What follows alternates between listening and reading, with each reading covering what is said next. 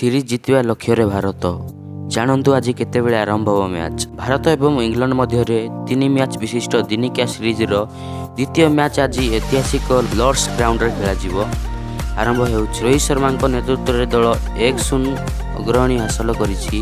Team India गति बजाय रखा चेष्टा T20 परी दिनिकिया सीरीज निज नाम करने को चेष्टा करिवो। सेहीपरि इंग्लैंड दलर नूतन भाव नियुक्त अधिनायक जस बटलर प्रत्यावर्तन आशा करुछंती।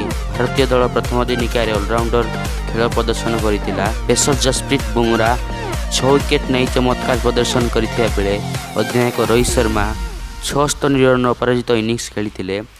प्रथम विकेट पर रोहित एवं शिखर धवन ओपनिंग जोड़ी एक शतकीय भागीदारी करी 10 विकेट जीति। एभली परिस्थिति में रोहित शर्मा नजर सीरीज जितवा उपर रहिबो। भारत बनाम इंग्लैंड प्रथम दिनिकिया मैच लॉर्ड्स अनुष्ठित हेबो। भारतीय समय 5:30 आरंभ हेबो। टॉस 5टार हेबो। गाइस जदि वीडियोटी आपको भल लगुच प्लीज गोटे लाइक करदे। आ एमती वीडियो देखा आम चैनल को सब्सक्राइब करदे।